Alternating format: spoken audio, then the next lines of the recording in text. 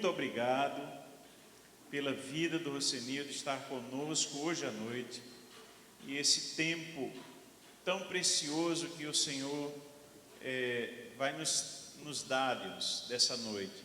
Peço que o Senhor possa trazer a Tua palavra, peço que o Senhor possa usar a vida dele, aquilo que está no Teu coração, Deus, ponha as Suas palavras na boca dele e que ele possa estar sendo canal do Teu fluir nas nossas vidas. Pedimos a Tua bênção, em nome de Jesus, amém. Amém.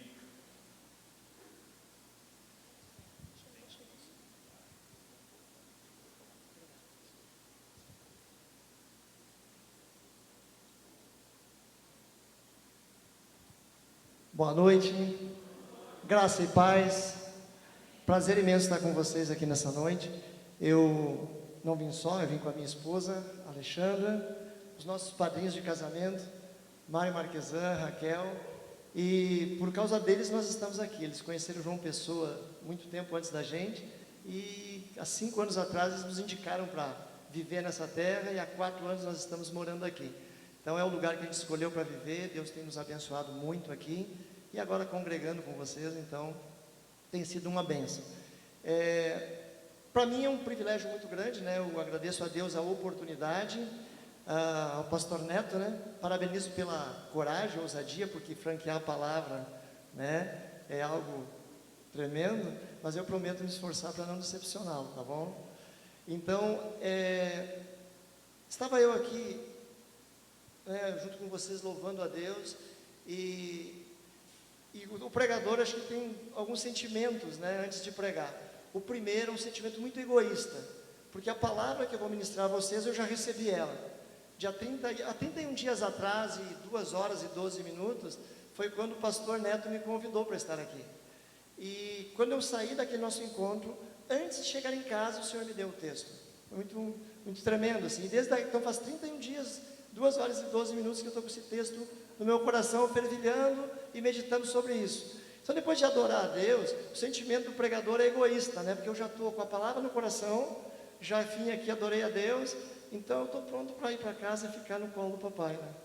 Mas também o outro sentimento é de uma expectativa muito grande do que Deus pode fazer nos próximos minutos aqui. Porque a Bíblia nos garante que a palavra de Deus não volta vazia. E a minha expectativa nessa noite é que nos próximos minutos Deus faça alguma coisa na vida de vocês, num potencial ainda maior do que o que Ele já fez na minha vida nesses dias, na meditação dessa palavra. E também olhando para vocês aqui, adorando a Deus, vem um filme na nossa cabeça, né? Porque eu conheci o Evangelho em dia 2 de janeiro de 2000, então eu não nasci num berço evangélico, e não tive a oportunidade que vocês estão tendo de estar aqui adorando a Deus. E eu perdi minha mãe muito cedo, eu tinha 13 anos quando minha mãe faleceu. Minha mãe morreu numa UTI, praticamente nos braços das minhas irmãs, e uma família muito humilde, né? Então dava muito valor para o tal do estude. E as últimas palavras da minha mãe foram: meu nome é Rocenil, né? E meu apelido em casa é Russi. E a minha mãe falou assim para os meus irmãos: não deixem o Russi parar de estudar. Porque na cabeça da minha mãe, da minha família, porque na minha família ninguém tinha tido a oportunidade de estudar. Eu fui a única pessoa da minha família que fez faculdade. Quantos aqui já estão na faculdade? Quantos aqui desejam entrar numa faculdade? Todos já estão, poucos querendo entrar. Então na minha família as pessoas não tinham esse privilégio. E então foi uma encomenda de minha mãe que eu estudasse. E assim minha família se uniu, né, dentro dos poucos recursos que tinha, para que eu fosse estudar, para que eu fosse famoso, ser alguém na vida, como se a gente precisasse de diplomas para ser, porque em Deus nós somos muito mais, né? Mas naquele pensamento de pessoas não cristãs, era uma referência, era uma oportunidade que eles estavam me dando. E de fato a minha família se uniu em torno desse objetivo, desse pedido, e me colocaram para estudar.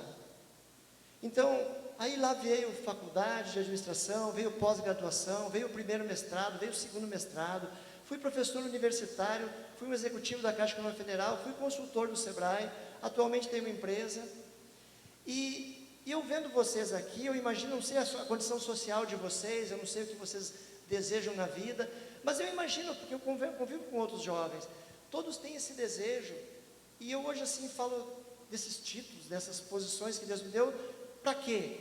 Para que você veja, eu quero compartilhar nesse início de conversa com vocês, essa experiência. Eu vi esse farol, minha família me disse que eu tinha que fazer isso, e eu saí correndo atrás disso. E é bem provável que com muito esforço a gente consiga muitas coisas na vida. Só que quando eu fui conhecer Jesus, eu já estava com 33 anos de idade. E o esforço que eu fiz, já estava indo para o primeiro mestrado quando eu conheci Jesus. Mas até então, seja uma faculdade, uma pós-graduação, uma pessoa pode se esforçar e conseguir. Mas o que eu aprendi depois de 2000, é isso que eu quero começar a compartilhar com você. E gerar convicção de fé, porque se você está aqui é porque você crê em Jesus, amém? Então eu quero gerar convicção de fé no teu coração. O que eu aprendi, eu quero que a minha experiência seja um farol para você. O que eu aprendi depois de 2000, quando eu conheci Jesus, conheci os princípios, e nós vamos falar de alguns aqui, eu comecei a ver as coisas diferentes. Eu não me tornei um cara que não errou mais. Eu errei muito, fiz muitas coisas erradas a partir do ano 2000.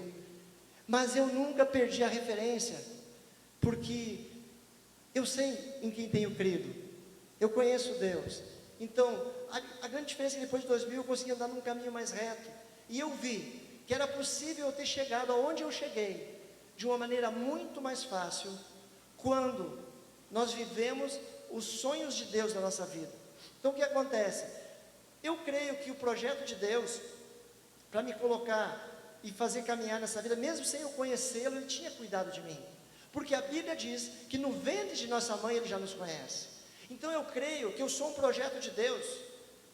Eu creio que eu nasci para fazer alguma coisa. Só que eu demorei muito na minha vida para entender o que é que Deus queria da minha vida. E você tem esse privilégio, sabe, de vir aqui, ter uns pastores abençoados, te orientando, te ensinando a palavra de Deus, porque a sua vida vai ser muito mais simples do que a minha. Você vai atingir essas coisas da vida secular que a gente quer. Agora, a principal coisa é estar fazendo a vontade de Deus.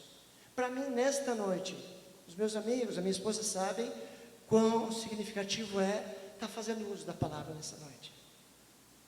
Eu, muito rápido, após minha conversão, eu fui chamado para pregar a palavra. Mas depois, por desvios de caminho, peso na consciência, pecado, aquela coisa te absorvendo, eu fechei os meus lábios. E quando Deus começa a ministrar no meu coração, eu começo a entender que não importa o que eu faça, o amor de Deus por mim é incondicional. E eu quero dizer para você nessa noite que eu não sei o que você está fazendo com a sua vida, eu não sei como é que você está seguindo a sua vida, mas Deus te ama do jeito que você está. O amor dele é incondicional. E esse amor incondicional nos leva a caminhar, nos leva a crescer em Deus. Agora nós não vivemos dentro de uma redoma, dentro do Evangelho, aqui dentro fechados, aqui é fácil falar de Jesus, é fácil adorar. Mas eu sei, porque também, assim como você tem uma vida secular, no dia a dia nós ficamos ouvindo muitas vozes. Muitas vozes. E isso acaba nos fazendo caminhar balançando. Não seguir um caminho reto. E eu quero, nesse início, conversar um pouco com você e te levar a entender que há dois poderes em uma mente. Há dois poderes, a nossa mente, mas sobre a nossa mente há dois poderes agindo. Isso não é de hoje, não é da nossa geração. Tem jovens aí que trouxeram Bíblia, celular, não, jovem não carrega Bíblia. 2 jovens com celular, por gentileza, venha. Você tem Bíblia, pastor? Venha, pastor. Tem cara de pastor, não tem? Com Bíblia e tudo. Abre para mim, Gênesis 2,16. Não, vem aqui comigo, você vai ler para todo mundo. E eu quero um outro jovem aqui, com uma Bíblia, ou um celular, tanto faz. Celular, alguém para ler para mim aqui, um outro texto. Só um, calma, não corram. E eu quero que você abra para mim Gênesis 3,1. Pastor Neto pode indicar. Ah, não, vocês viram que você tem indicação, né? Percebam o que vai acontecer aqui. Nós estamos falando do livro de Gênesis e eu estava falando de muitas vozes. Nós sabemos que Deus criou os céus e a terra, né? A terra era sem forma e vazia, o Espírito de Deus pairava sobre as águas, Deus disse, haja luz, e ele tem toda a história da criação. De repente Deus, eu imagino Deus assim, né? Abaixado, pegando barro, formando o homem, e de repente ele faz... E o sopro de vida de Deus o homem se tornou alma vivente. Não é isso que aconteceu? Beleza. O homem recebe da essência de Deus. E já em Gênesis capítulo 2:16, nós vimos o que Deus fala para o homem. O Senhor Deus deu à pessoa esta ordem: você pode comer à vontade de toda árvore no jardim. Consegue? Com exceção da árvore do conhecimento do bem e do mal, não coma dela, porque no dia em que comer dela, certeza. Amém. Olha só. Deus disse que Deus plantou todas as árvores do jardim e disse: pode comer essa árvore aqui, pode comer da árvore da vida, pode comer todas as árvores. Só essa aqui, do conhecimento do bem e do mal, você não deve comer. A árvore da vida e todas as outras árvores, não é assim que diz o texto? Podeis comer de todas as árvores do jardim. Em Gênesis 3:1, o que diz o texto? Ora, a serpente era o mais astuto de todos os animais selvagens que o Senhor Deus tinha feito.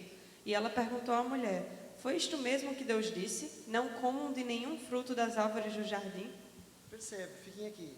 O primeiro texto, Deus diz: comeis de todos os frutos. Não é isso que disse o texto? Comeis de todos. E a serpente disse: foi isto mesmo que Deus disse? Não comam de nenhum fruto das árvores do jardim? Percebe? Comam de todos. E o diabo vem do outro lado e diz: Deus disse que não é para comer de todos? Começa a gerar dúvida. Esse é o primeiro princípio para a gente perder essa linha que eu quero traçar com a gente. O que diz 2:17? Com exceção da árvore do conhecimento do bem e do mal, não coma dela, porque no dia em que comer dela, com certeza você morrerá. Com certeza morrerá. E aqui embaixo nós temos um texto que diz assim: disse a serpente à mulher: certamente não morrerão. Amém? Se comer da árvore do conhecimento do bem e do mal, vai morrer, disse Deus. E o diabo disse no outro lado: Deus disse: pode comer, não vai morrer. Obrigado. Uma salva de palmas para eles. Obrigado. Percebe que desde o princípio, está vendo a confusão que é? Eu fiz questão de trazer e dar essa parada. Deus fala uma coisa e do outro lado vem outro. Vem o inimigo das nossas almas, como a gente costuma dizer na igreja, e fala outra coisa. Desde o princípio foi assim. E eu e você estamos caminhando na terra, e essas vozes não pararam. A voz de Deus se calou, e a Bíblia diz que o mundo jaz no, e diz que o diabo veio para matar, roubar e... Então, se um veio para matar e roubar e destruir, ele vai me dizer coisas para eu ir para frente ou ir para trás, para eu ir para cima ou para eu ir para baixo. Então tem uma voz me falando isso, e tem outra voz dizendo que eu tenho um plano na sua vida, eu lhe amo de maneira incondicional, eu tenho um projeto para a sua vida, você é um escolhido, você é um chamado. Só que nós nos perdemos. Nós viemos aqui num sábado como esse, entendemos esse texto, e veja o que acontece. Ele vai e come da árvore do conhecimento do bem e do mal. E aí Deus diz lá em Gênesis 3:22, então disse o Senhor Deus: eis que o homem se tem tornado como um de nós. Tem o conhecimento agora do bem e do mal. Não quero que ele estenda a sua mão e coma da árvore da vida e viva eternamente. Antes tinha uma ordem: não coma do conhecimento do bem e do mal. Era para comer de todas, inclusive da árvore da vida. Depois que você que o homem deu ouvido para Satanás, Deus disse: ele vai estar se tornando, ele conheceu o bem e o mal. Então eu não quero que ele coma da árvore da vida e viva eternamente. Então o Senhor Deus, diz o próximo versículo, colocou o homem para fora do jardim do Éden, para lavrar a terra da qual fora formado. Aí Deus tira o homem da presença dele. E observem que uma coisa, ali, eis que o homem se tem tornado como um de... Mas não era só Deus criando? Que nós era esse? Quem mais estava com Deus na criação? Jesus estava lá. Por isso que João, capítulo 1, versículo 1 diz que Jesus era o verbo. Que verbo? O verbo que disse, haja luz. Jesus estava junto na criação. Por isso que lá em Gênesis, Deus falou, que quando falou com a serpente, o que ele disse? Da semente da mulher vai nascer um que vai esmagar a tua cabeça. Nós sabemos que nós nascemos da semente do homem, mas teve um que nasceu da semente da mulher. Teve um que nasceu do Espírito Santo, esse foi Jesus. E Jesus disse para nós: eu sou o caminho, a verdade e a vida. Ninguém vem ao Pai senão por mim. Se nós estamos aqui nessa noite reunidos, ou estamos aqui dia após dia reunidos, em nome de Jesus, buscando a Jesus, nós estamos buscando nada mais, nada menos que a nossa ligação com Deus. Quando nós lemos Gênesis no início, como é que funciona? O homem está lá todo dia com Deus, uma intimidade com Deus. O homem perdeu isso. E quando nós estamos distantes de Jesus, nós perdemos isso. Então, Jesus falou assim: aquele que me ama, cumpre os meus mandamentos. Este será amado de meu Pai, e eu o amarei e me manifestarei a ele. O que Jesus está nos ensinando? Se você ficar perto de mim e fazer o que eu te ensino, eu vou te abençoar. Você vai ter a vida que o homem foi programado para ter. Nós não fomos programados para conhecer o bem e o mal. Nós fomos criados para viver na presença de Deus. Não tem bem nem mal, simplesmente eu vivo daquela maneira, aquela interação com Deus, viver na plenitude. Mas hoje nós não vivemos mais isso.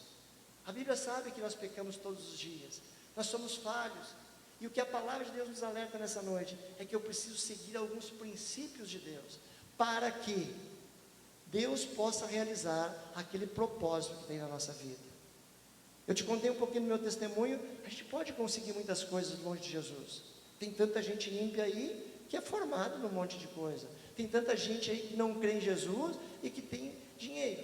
Mas como é que é a vida dentro da casa dele? Como é que acontecem as coisas lá? Isso a gente não sabe. Como é que está o coração dele? Está preenchido ou ainda existe o vazio da alma? Então nós precisamos entender que desde o começo há dois poderes e uma mente. E a vida hoje que nós levamos tem dois poderes e uma mente. Tem dois poderes, tem vozes falando aos nossos ouvidos. Quando a gente pega alguns escritores seculares, você pode lembrar de, talvez vocês não tenham lido, a gente por questão de vida secular aí, Zygmunt Bauman. É um filósofo, morreu agora em 2017, filósofo polonês. E o que ele fala? Ele escreveu alguns livros chamados Sociedade Líquida, Amor Líquido, Medo Líquido, e por aí vai. Em síntese, ele não é cristão, mas o que ele fala? Ele fala que a gente hoje se molda. A água está aqui dentro, ela está num formato redondo. Se fosse uma vasilha quadrada, a água seria líquida, né? Amor líquido. Então as coisas estão sendo, a gente está se adaptando. E se nós pararmos para olhar, nós, igreja, como igreja, estamos muito mais nos adaptando ao mundo do que o mundo se adaptando aos nossos modos viventes. Então, até quem não é do Evangelho, quem não é cristão, já está escrevendo sobre isso, entendendo que a sociedade perdeu aqueles valores básicos, aqueles valores essenciais. Hoje está desse jeito. Basta, se a gente quiser sair para a avenida hoje, a gente já vê como é que o mundo está vivendo. Não é isso? E nós fizemos uma opção. E eu vou te dizer, você fez a melhor opção. Porque eu posso dizer, não sei quantos aqui conhecem os dois lados da moeda. Eu conheço. Eu já estive lá e estou cá. E eu posso te garantir, aqui é melhor, porque senão eu estaria lá. Eu vivi as duas coisas, mas eu não tive a oportunidade que você teve. Eu tinha sonhos como você tem. Eu tinha projetos que talvez até alguns eram de Deus na minha vida, mas eu não tinha essa orientação. E agora que voz eu ouço? Para onde que eu caminho? Qual é a direção? Qual é o sonho de Deus para a minha vida? E eu quero te dizer que o que Deus sonhou na sua vida vai se cumprir. Você acha que eu estou aqui por acaso? É claro que Deus usou o pastor Neto para me colocar aqui. Mas nesse momento que eu estou aqui falando para você, Deus fala no meu coração, Ele vem falando no meu coração. É aí que eu quero você. Foi para isso que eu te chamei. Foi para isso que eu te escolhi. Eu lembrei agora, uma oportunidade, eu fui fazer era uma cruzada evangelística lá no Uruguai. Pregação de rua, assim, essa coisa. Um monte de jovens lá num lugar que tinha skatistas e tal. E eu tinha ido para o Uruguai de carro. Eu nunca tinha dirigido fora do país, na verdade. A primeira vez que eu dirigi lá no Uruguai, né? Do ladinho do Rio Grande do Sul. E eu estava dirigindo na beira do rio. E começou a tocar um louvor. E naquele louvor Deus falou comigo. Daí eu estava dirigindo, falei, puxa, nem me dei conta que já estou em outro país dirigindo, isso é uma coisa boba. E daí porque me liguei que daqui a poucas horas eu estaria numa praça, falando para jovens, já tinha um objetivo, né? Jovens lá, drogados e tudo mais. Tinha um impacto evangelístico para a gente fazer lá. E eu estava ali assim na boa, e puxa, já estou em outro país. E daí me lembrei que eu já tinha pregado algumas vezes, mas Deus já estava me levando para outro país. E aí tocou aquela música, Deus de pactos, que cumpre suas promessas. Isso era muito antigo, né? E o que acontece? Quando tocou Deus de pacto, Deus falou no meu coração, eu sou um Deus de pacto, eu tenho um pacto com você. Então quando eu estou aqui nesta noite, trazendo uma palavra para o teu coração, o Deus de pacto, que fez um pacto comigo, apesar de mim, apesar das minhas deficiências, das minhas falhas, Ele cumpre suas promessas. Sabe, aquilo que eu comecei a sonhar em 2002, em levar a palavra de Deus, em estar no meio do povo, pegando as minhas experiências, pegando um pouco que eu estudei da Bíblia e compartilhando, hoje está acontecendo. E eu fico na expectativa do que Deus pode fazer no teu coração, porque eu tenho certeza absoluta que Ele colocou sonhos no teu coração, jovem. Eu tenho certeza que Ele não te trouxe aqui para você, para pastor Neto e a pastora estarem aqui entretendo você sábados à noite. Vocês estão num movimento, numa caminhada, e eu não sei do que Deus vai fazer, mas eu sei que Ele vai realizar sonhos, porque tem realizado na minha vida. Eu tenho visto coisas acontecer, então eu estou aqui testemunhando. E quando eu pego, e eu vou usar um outro texto, que está em Gênesis, capítulo 37, versículo 5, vamos falar um pouquinho do Zé, é um texto conhecidíssimo. O que diz lá? Que José teve um sonho, e compartilhou com os seus irmãos, e por isso o odiavam, pois ele lhes disse, ouvi pois o sonho que eu tive, estávamos nós amarrando molhos no campo, e o meu molho levantando-se ficou em pé, e os vossos molhos o rodeavam e se inclinavam a ele. Responderam-lhe seus irmãos, porventura, tu, pois, reinarás sobre nós? Porventura, tu dominarás sobre nós? Por isso, muito mais o odiavam pelos seus sonhos e pelas suas palavras. Às vezes a gente tem um sonho de Deus, e aquilo é tão grandioso, que a gente acha que não é para a gente. A gente acha que aquilo é longe demais. Meu amigo, da onde eu saí, eu jamais teria condições de fazer o que a vida me proporcionou fazer. Quando eu fui para o meu primeiro emprego, eu não tinha roupa. Eu sempre fui magrão, e o meu vizinho me doou, porque eu fui trabalhar num banco, no Bradesco na época, tinha que trabalhar, tinha que ir de roupa social, né, com as calças sociais, eu não tinha, nem condições de comprar. Aí o vizinho, reforçado, me deu 3 calças. Aí minhas irmãs costureiras costuraram minhas calças. E assim me deu 3 camisas, também costuradas do lado, porque não cabia. E aí comprei uma, não foi com tudo dado, uma eu comprei. E assim eu comecei a minha vida, mudei de cidade e fui começar a minha vida. Então quando você olha para as condições, as circunstâncias da sua volta, você olha para a sua família, você olha para você, estudando em escola municipal a vida inteira, e daí a pouquinho tu começa a abrir horizontes, e Deus começa a te levar. Você nem capacidade tem para fazer aquilo que você vai fazer, mas Deus vai te guiando, vai te guiando. Eu creio que Deus foi me proporcionando algumas coisas, pelo que eu ainda ia ser nele. Sabe, eu posso dizer para você que mesmo sendo ímpio, como a gente fala, como a Bíblia fala, Deus já tinha um cuidado comigo. Então se Ele já cuidava de mim, eu não posso aqui nessa noite ter dúvida que Deus cuida de você, porque você está na presença dEle, se eu nem buscava Deus, e Deus já vinha realizando meus sonhos, porque é óbvio que eu queria estudar, é óbvio que eu queria ser alguém na vida, é óbvio que eu queria ter alguma referência, eu queria ter alguma base econômica, era o desejo do meu coração. E a Bíblia diz no Salmo 37, versículo 4, agrada-te do Senhor teu Deus, e Ele satisfará os desejos do seu coração. José estava ali sonhando, eu imagino na manhã seguinte, que depois José sonha de novo, né? Ele chega na outra manhã, está ali o pai dele, os 11 irmãos na mesa tem cuscuz com carne de sol, tem ovo mexido com tomate, cebola e pimentão picadinho, café preto, e de sobremesa tem uma tapioca com coco e leite condensado. Chega José, uma remelinha no canto do olho, acordou mais tarde, era um dos mais novos, 17 anos. E aí o texto continua dizendo: teve José um sonho, e José disse para os seus irmãos: tive um sonho, eis que o sol e a lua e 11 estrelas se prostravam diante de mim. Seu pai, ao ouvir isso, falou: que sonho é esse que tiveste? Repreendeu ele. Porventura, eu, sua mãe e seus 11 irmãos, vamos prostrar rosto em terra diante de ti? Os seus irmãos, diz o texto, o invejavam, mas o seu pai guardava esse caso no seu coração. Jacó era o homem dos sonhos. Jacó entendia que quando Deus tinha um sonho, tinha um projeto na vida de um homem, aquilo não era de brincadeira. O que eu quero dizer com isso? Que se você tem um sonho, você tem um projeto, e você seguir os princípios da palavra de Deus, eles vão acontecer. É implícito isso. Então Jacó sabia que se Deus estava no negócio, aquilo ia acontecer.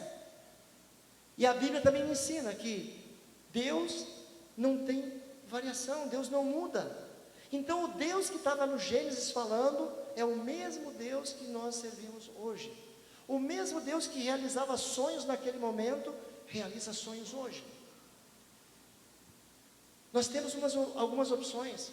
Nós podemos confiar no que a palavra de Deus diz, ou podemos confiar na força do nosso braço, no nosso intelecto, na nossa capacidade.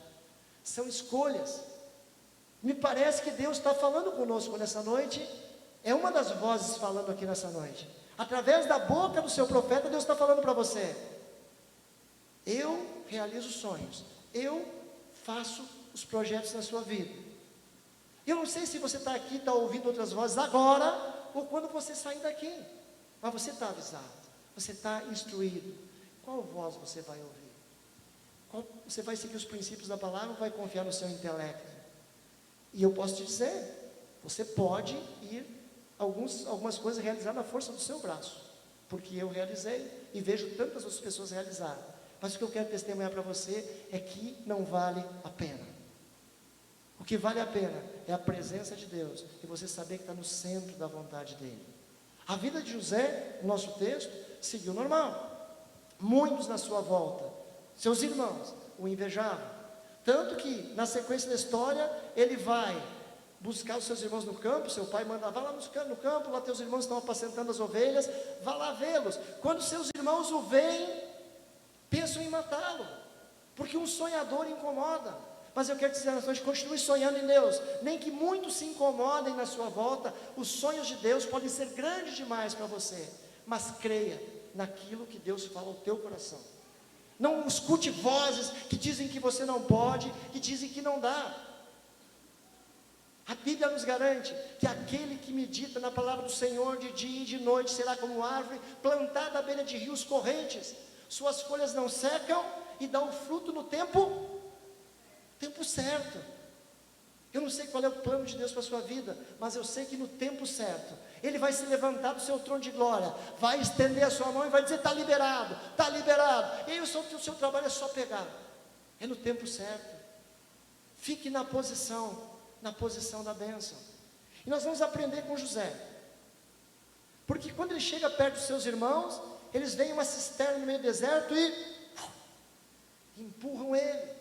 Aquela cisterna sem água, cheia de animais peçonhentos, e ele fica lá gritando: Rúben, os irmãos dele, Judá, e ele fica gritando o nome dos seus irmãos, e eles deixam ele lá. Dali a pouquinho passam quem? Os mercadores de escravos, e eles tiveram um grande plano: vamos vender o sonhador. Aí aquele sonhador é vendido pelos próprios irmãos, e vai para a casa de Potifar, lá no Egito. E lá ele fica servindo durante 10 anos, trabalhando como mordomo. Só que José não perder os princípios da palavra de Deus. Ele trabalhava, e aqui vai a primeira informação da área de finanças, que já serve também para a sua vida. Eu não sei se você sabia, mas na Bíblia existem 2.350 versículos sobre finanças, e em torno de 500 versículos sobre fé e sobre oração. No mundo que nós vivemos hoje, o dinheiro não impera muito, nós não corremos atrás do dinheiro, então veja como o dinheiro está sempre permeando a nossa vida, e nós temos a opção de servir ao dinheiro, ou o dinheiro nos servir. Então a Bíblia também diz que quando nós trabalhamos lá no nosso ambiente de trabalho, nós devemos servir ao nosso patrão, como se estivesse servindo a quem? A Deus. Vamos pegar o princípio de José e aplicar na nossa vida? Ele está lá trabalhando como escravo, e a gente diz, eu estou trabalhando que nem escravo aqui, está que nem José lá no Egito, e ele se dedicava àquele trabalho, como se estivesse servindo a Deus. Então, um dos princípios da área financeira da nossa vida, talvez um dos projetos que nós tenhamos na nossa vida, passe pela área financeira. Talvez isso que está no seu coração de realizar, você precise de dinheiro. E a Bíblia nos ensina como lidar com o dinheiro. José foi um caso clássico. Ele trabalhava como se trabalhasse para Deus. Tanto que Potifar colocou tudo o que tinha na mão de José. Aí um belo dia, vem a tentação, a esposa de Potifar quer se deitar com José, e disse José, como faria isso com o meu senhor, que era o Potifar? Ele me confiou tudo na sua casa, menos você, mulher, menos você que é a esposa dele. Eu não posso fazer isso, porque eu pecaria contra o meu senhor, Potifar, e contra o meu Deus. Ali eu aprendo outro princípio, que também está implícito em finanças, honestidade. Veja, José está seguindo o plano de Deus, e eu e você que vamos seguir o plano de Deus para a nossa vida. Mas percebe, eu estou pegando um texto, podia pegar vários textos, mas quando a gente está seguindo princípios, a caminhada vai indo, parece que está indo mal, mas o José foi honesto, José servia o seu patrão como se servisse a Deus, ele estava seguindo os princípios da palavra. Isso lhe custou caro, porque ele foi jogado na cadeia, porque daí a mulher caluniou ele. Então não importa o que falem de você, se você estiver dentro do plano de Deus, o mundo cai, como diz a Bíblia, cai 1.000 à tua direita, 10.000 à tua esquerda, você não será atingido. Não, você não vai para a cadeia, não, você vai, mas ele não foi atingido na sua essência, no seu coração. Ele passa dificuldades para viver aquele projeto que Deus tem para a vida dele, mas ele permanece firme no Senhor. Aí vai o copeiro, né, conta a história, vai o copeiro do rei, vai o padeiro do rei, ficam preso, ele revela o sonho lá na cadeia, esse copeiro, esse padeiro tiveram um sonho, José revela o sonho, e eles vão embora. Um tempo depois, Faraó tem um sonho, e ninguém conseguia interpretar, e aí o copeiro falou, lá na cadeia, tem um cara chamado Zé, que ele interpreta sonhos.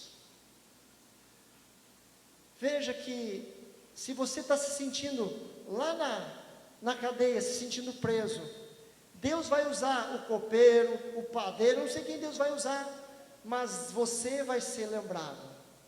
Deus vai fazer o teu nome ser lembrado, e aquilo que está projetado para acontecer na sua vida, vai acontecer. Percebe? O cara está preso, está imobilizado, está fora de combate, mas um soldado de Deus, quando pensa que está fora de combate, ele está só se fortalecendo para o momento da vitória. Aí chama lá, e qual é que é o sonho? Olha, eu tinha lá 7 vacas magras, 7 vacas gordas. As 7 vacas gordas que saía do rio Nilo, vinha 7 vacas magras e comia as vacas gordas.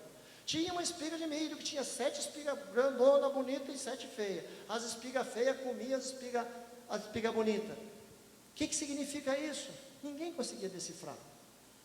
Aí você pode decifrar, e José de novo tem aqui um outro princípio, humildade, reconhecer que é Deus que faz. E o que José diz? Ele não bateu no peito e falou, eu interpreto para você.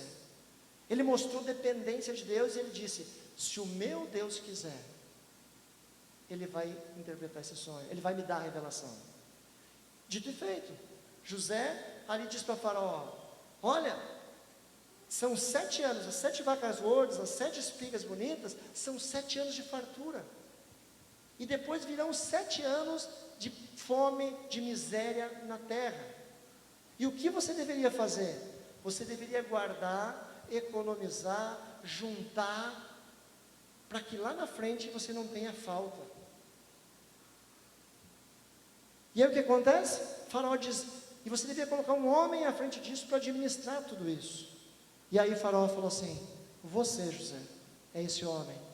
Depois só vai ter acima de você eu em todo o Egito. E ele se tornou governador do Egito, o escravo. De manhã ele estava na cadeia, mas no final da noite ele era o governador do Egito. Percebe quando Deus age? É do dia para a noite ou no próprio dia. Você não sabe o momento que a muralha vai cair, o momento que as coisas vão acontecer na sua vida. Mas ali José estava ensinando outros princípios de novo de finanças. Estava dizendo para economizar, para ter no futuro. Estava dizendo para usar inteligência, para não ter que fazer dívidas depois na hora do aperto. Percebe que em qualquer texto você vai tirando princípios. Eu estou falando aqui um pouquinho mais da área de finanças, porque é o nosso propósito aqui. Se você pregar na internet, vai ter N pregações sobre José. Eu já preguei 200 vezes sobre José. Mas pela primeira vez, eu estou tirando esses conceitos que eu estou passando para você. E o que eu penso sobre isso? Eu penso que Deus quer falar com você, que está aqui nessa noite, esses princípios dessa palavra. Percebe? Eu posso pregar qualquer coisa sobre José. Se terminar essa pregação e pedir mais 2, 3 pregações sobre José, eu prego para você agora. Mas nessa noite, Deus está nos ensinando coisas preciosas através dessa palavra. Porque aqui eu posso estar pensando, mas vem cá, isso é para seguir princípios da área financeira? Sim. Mas se eu sei seguir princípios na área financeira, eu sei seguir princípios na área matrimonial, princípios na área relacional, são princípios. Eu preciso treinar para tudo que eu recebo de Deus colocar em prática. E José ficou firme. O que nós estamos aprendendo nessa noite, ou reforçando a nossa mente nessa noite, precisamos ficar firme em Deus. José tinha grandes capacidades, um menino de 17 anos que virou escravo, ele não frequentou faculdade, ele não frequentou escola, de onde vinha tanta sabedoria? Então, José não se estribava, como diz a palavra, na força do seu braço, mas ele sabia que Deus tinha um plano para a vida dele.